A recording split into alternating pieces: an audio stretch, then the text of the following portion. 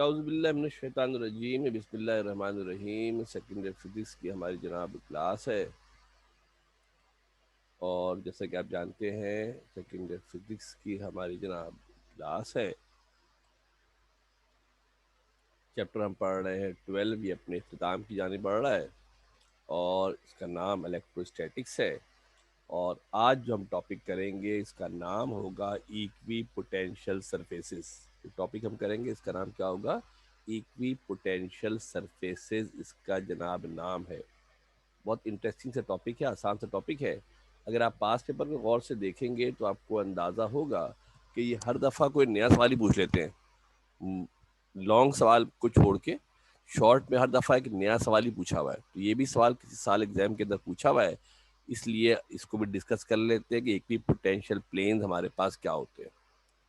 आपको याद होगा कि हमने एक टॉपिक पढ़ा जिसका नाम था इलेक्ट्रिक पोटेंशियल। क्या नाम था मेरे बेटा?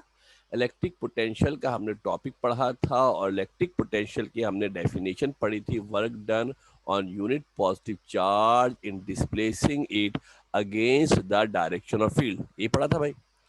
किसी चार्ज पार्टिकल को फील्ड के खिलाफ मूव करने के लिए जितना वर्क करना पड़ता है इसको इलेक्ट्रिक पोटेंशियल कहते हैं। वर्क डन अपॉन चार्ज होता है। जरा गौर से सुनना बेटा और डायग्राम पे देखना। ये हमने फार्मूला लिखा था कि इस चार्ज पार्टिकल को हमने मूव किया है इस पॉइंट से, ये चार्ज पार्टिकल सेंटर तक जा रहा है। अगर आप गौर से देखो मेरे बेटा तो इस पॉइंट को मैंने राइट साइड से लेकर मैं कहाँ लेकर आया, इसको मैं सेंटर तक लेकर आया और इस दौरान इसने कुछ डिस्टेंस कवर किया और जो डिस्टेंस इसने कवर किया वो डिस्टेंस कितना था मेरे बेटा? डेल्टा आर डिस्टेंस था। कितना डिस्टेंस था? डेल्टा आर हमारे पास जनाब डिस्टेंस था। डेल्टा आर हमारे पास जनाब डिस्टेंस था जो इसने कवर किया। ऐसा भी तो हो सकता है कि मैं इस चार्ज पार्टिकल को, जो चार्ज पार्टिकल क्यू मेरे पास मौजूद है, इस चार्ज पार्टिकल के बजाय यहां से लाने के मैं यहां से लेकर आता और इस तरीके से लेकर आता कि जो डिस्टेंस होता मेरे बेटा वो यहां से यहां तक का डिस्टेंस, जो डिस्टेंस हमारे पास होता वो डिस्टेंस क्या होता? इक्वल होता, सेम होता, बराबर होता। मैं क्या करता, इसको अगर बेटा मैं यहाँ से यहाँ लेकर आता और डिस्टेंस वही होता यहाँ पर डेल्टा आर, और ये भी हो सकता है कि मैं चार्ज पार्टिकल को यहाँ से लेकर आता और ये भी हो सकता है कि मैं चार्ज पार्टिकल को यहाँ से लेकर आता और ये भी हो सकता है कि मैं चार्ज पार्टिकल को यहाँ से लेकर आता। हर दफा डिस्टेंस बराबर होता। जब हर दफा डिस्टेंस बराबर होता, जब हर दफा मेरे बेटा डिस्टेंस बराबर होता, इक्वल होता, तो इसके मतलब क्या होता? हर दफा वर्क भी कैसा होता? हर दफा जो वर्क होता, हर दफा वर्क भी क्या होता मेरे बेटा? एक जैसा होता, इक्वल होता, बराबर होता। हर दफा जो वर्क हमारे पास होता वो वर्क क्या होता मेरे बेटा? एवरी टाइम जो वर्क हमारे पास होता वो वर्क हमारे पास सेम होता, इक्वल होता, बराबर होता। अगर ये सारे पॉइंट इक्वल डिस्टेंस पर मौजूद होते, अगर ये सारे पॉइंट कहाँ होते मेरे बेटा? इक्वल डिस्टेंस पर मौजूद होते, तो हर दफा जो वर्क करना पड़ता, वर्क क्या होता? सेम होता ना भाई। मैं चाहे इसको लेफ्ट से लाता, चाहे राइट से लाता, कहीं भी लाता। यानी ये जितने पॉइंट मैंने बनाए हैं, सुनना बेटा गौर से, जितने पॉइंट मैंने बनाए हैं तो रेड कलर से बना देते हैं। जितने पॉइंट मैंने बनाए हैं, मैं पार्टिकल को यहाँ से लाऊं, मैं पार्टिकल को यहाँ से लाऊं, मैं पार्टिकल को यहाँ से लाऊं, हर जगह चूंकि डिस्टेंस बराबर है, लिहाजा मेरे बेटा हर जगह जो मुझे वर्क करना पड़ेगा बराबर होगा। और जब हर जगह वर्क बराबर होगा तो इसके मतलब क्या है कि पोटेंशियल भी क्या होगा? बराबर होगा। यानी चार्ज पार्टिकल से अगर मैं इक्वल डिस्टेंस पे जाऊं, चार्ज पार्टिकल से अगर इक्वल डिस्टेंस पे जाऊंगा तो हर जगह जो पोटेंशियल, इलेक्ट्रिक पोटेंशियल होगा उसकी वैल्यू सेम होगी। हर जगह जो इलेक्ट्रिक पोटेंशियल है, इस इलेक्ट्रिक पोटेंशियल की वैल्यू एवरी पॉइंट पे क्या रहेगी? सेम रहेगी। मैं इसको यहां से लेकर आया हूं, हो सकता है कोई और फासले पर होता। ये मैंने जो उसको मूव कराया है, हो सकता है चार्ज पार्टिकल अगर थोड़े कम फासले पर होता, अगर चार्ज पार्टिकल मेरे बेटा थोड़े से कम फासले पर होता, फर्ज करो, तो यहाँ पर भी इस जो सर्किल पूरा बन रहा है, इस पूरे सर्किल पर जो पोटेंशियल होता उसकी वैल्यू क्या होती? सेम होती। सेंटर से इक्वल डिस्टेंस पर जितने भी पॉइंट होंगे उन तमाम पॉइंट पर इलेक्ट्रिक पोटेंशियल की वैल्यू सेम होगी, डायरेक्शन डिफरेंट होगी। डायरेक्शन क्या होगी, डिफरेंट होगी, मगर इलेक्ट्रिक पोटेंशियल की वैल्यू क्या होगी, सेम होगी। जो इलेक्ट्रिक फील्ड है उसकी डायरेक्शन मुख्तलिफ होगी। वैसे तो इलेक्ट्रिक पोटेंशियल स्केलर क्वांटिटी होती है। वर्क बराबर होगा, इक्वल होगा डिफरेंट पॉइंट्स के ऊपर। इन तमाम पॉइंट्स को अगर मिला दिया जाए, जो लाइन बनेगी, इसका नाम होता है, क्या नाम होता है इसका, इसका नाम होता है इक्वी पोटेंशियल प्लेन। क्या नाम होता है इसका, इक्वी पोटेंशियल प्लेन इसका नाम होता है। थोड़ा सा मैंने जो है आगे पीछे करके, ये जो लास्ट टॉपिक था उसको हमने थोड़ा इस्तेमाल किया था, असल तो टॉपिक मैंने शुरू यहाँ से करना था। तवज्जो देके जरा गौर से ध्यान से देखिएगा। टॉपिक हमारे पास है इक्वी पोटेंशियल सरफेसेस। कॉन्सेप्ट आपको क्लियर हो गया है कि इलेक्ट्रिक पोटेंशियल का ताल्लुक डिस्टेंस से होता है। वर्क जो होता है वो डिस्टेंस पर डिपेंड कर रहा है। अगर डिफरेंट डायरेक्शन में सेम डिस्टेंस होगा तो वर्क क्या होगा, सिमिलर होगा। वर्क सिमिलर होगा, इलेक्ट्रिक पोटेंशियल सिमिलर होगा। तो किस मुख्तलिफ तरह की डेफिनेशन इसकी बन सकती है, क्या बन सकती है, जरा देख लें। The surface which is the locus of all point। Locus के मतलब होता है बहुत सारे पॉइंट का सेट। जहां बहुत सारे पॉइंट आपके पास एक जगह आ जाएं उसको कहते हैं लोकस ऑफ पॉइंट। क्या नाम होता है उसका, लोकस ऑफ पॉइंट उसको जनाब कहा जाता है। 1 2 3 4 5 6 वो तमाम पॉइंट जो किसी कंडीशन को वैलिडेट करें, प्रूफ करें, उन तमाम पॉइंट के सेट का नाम होता है लोकस ऑफ पॉइंट होता है। Which are at same potential, जहां पर पोटेंशियल सेम हो। और पोटेंशियल कब सेम होगा, जब डिस्टेंस सेम होगा। पोटेंशियल कब सेम होगा, जब डिस्टेंस सेम होगा। तो जहां पर पोटेंशियल की वैल्यू सेम होगी उसको कहा जाएगा क्या मेरे बेटा, क्या कहा जाएगा उसको, उसको जनाब कहा जाएगा इक्वी पोटेंशियल सरफेसेस। क्या बोलेंगे उसको, इक्वी पोटेंशियल सरफेसेस उसको जनाब जो है वो कहा जाएगा। और जरा तवज्जो से गौर से देख लो मेरे बेटा। Any surface with same electric potential at every point is termed as equipotential surfaces। ये एक ही डेफिनेशन है, अल्फाज को आगे पीछे करके लिखा है। जिस अल्फाज में कंफर्टेबल हो याद कर लेना, जिस अल्फाज में आप कंफर्टेबल हो आप कोशिश करना कि उन अल्फाज का इंतखाब कर लेना। हो सकता है अल्फाज बदलने से कुछ ज़्यादा बेहतर तौर पे बात आपकी समझ में आ जाती है। इसी वजह से हम एक ही डेफिनेशन को कई मुख्तलिफ अल्फाज में लिख देते हैं, मगर आप याद आपने को एक ही करनी होती है जो आपको मुनासिब लगे, अच्छी लगे। बेहतर ये होता है जो सबसे पहले लिखता हूँ वो याद किया करो, इसलिए कि वो ज़रा सा बेहतर होती है।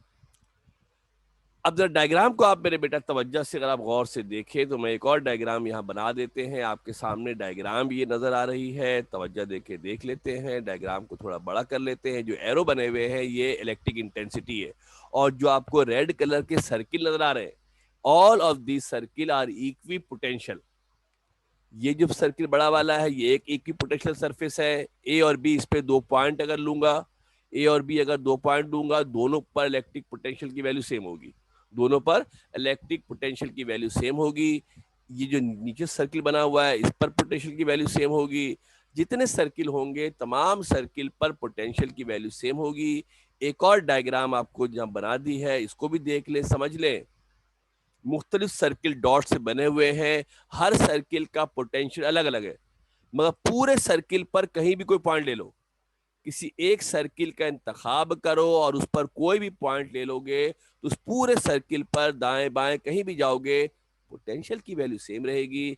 इस वजह से इस सरफेस को कहा जाएगा इक्वी पोटेंशियल सरफेस। क्या बोलेंगे बेटा इसको, इक्वी पोटेंशियल सरफेस कहा जाएगा।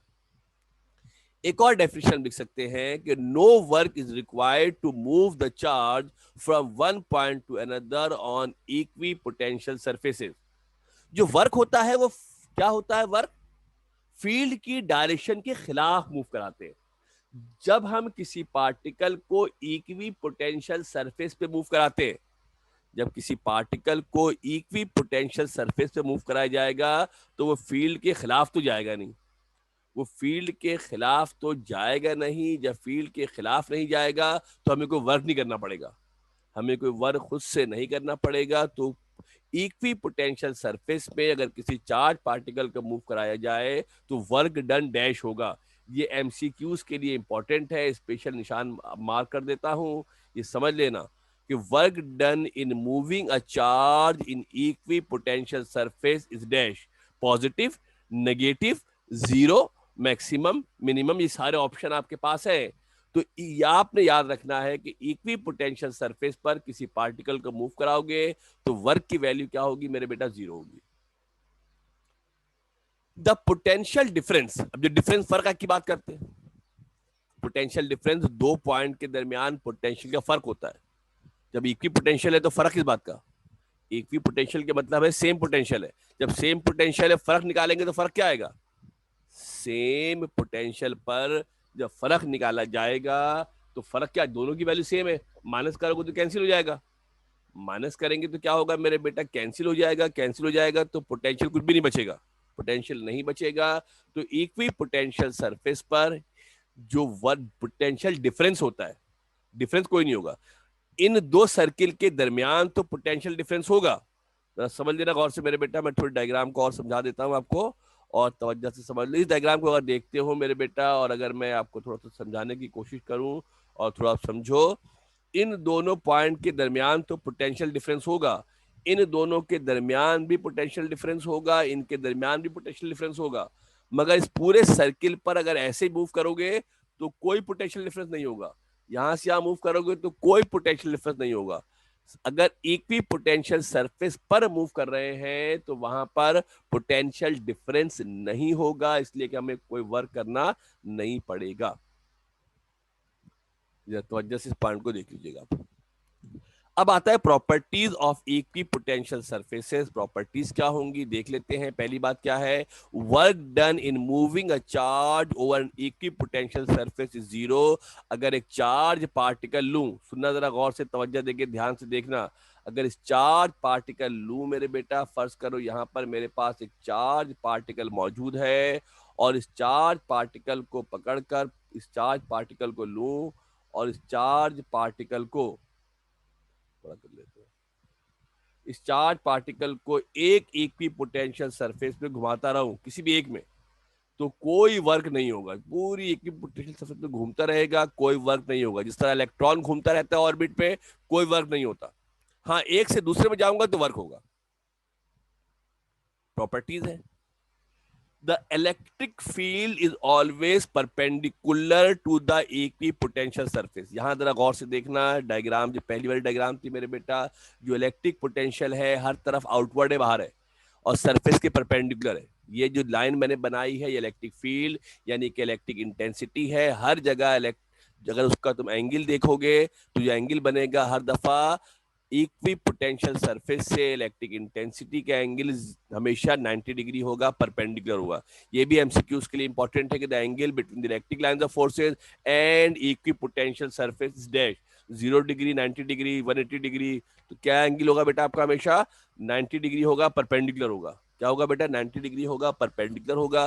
छोटी छोटी बातें हैं दरमियान से, जो ना वो ऐसे एमसीक्यू निकालेंगे कि आपको परेशानी पैदा हो सकती है, तो इसलिए आपको जरा समझ के ध्यान से सारी बातें आपको पता होनी चाहिए कि इक्वी पोटेंशियल सरफेस पर जो एंगल होगा परपेंडिकुलर होगा। परपेंडिकुलर होने के मतलब है कि एंगल हमेशा 90 डिग्री होगा। The spacing between the equipotential surfaces enables us to identify the region of strong and weak field। जो सर्किल बने हुए, जो करीब सर्किल बन रहे हैं, यहाँ पे फील्ड ज्यादा होगी। तो सर्किल चार्ज पार्टिकल के करीब बन रहे हैं, वो सर्किल जो करीब बने उन पर पोटेंशियल ज्यादा होगा, जो दूर बने हैं उन पर पोटेंशियल की वैल्यू कम होगी। And the last point is that कि two equipotential surfaces can never intersect each other. सब सर्किल अलग अलग है। सब सर्किल क्या है मेरे बेटा, अलहदा अलहदा सारे सर्किल है। ऐसा नहीं हो सकता कि एक सर्किल दूसरे सर्किल को कट कर दे, एक सर्किल दूसरे सर्किल को कट कर दे।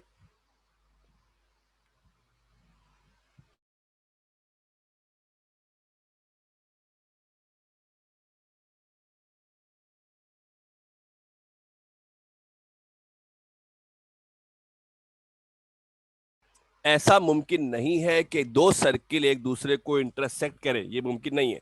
सवाल एग्जाम में आया था, what are equipotential surfaces and write down their properties, and write down their properties. तो ख्याल रखिएगा कि ये जो पॉइंट मैंने आपको लिखे हैं ये पॉइंट आपको याद होने चाहिए, एक दफा पूछा है, ये वो सवाल है जो एग्जाम के अंदर पूछा जा सकता है, पास पेपर के अंदर मौजूद था।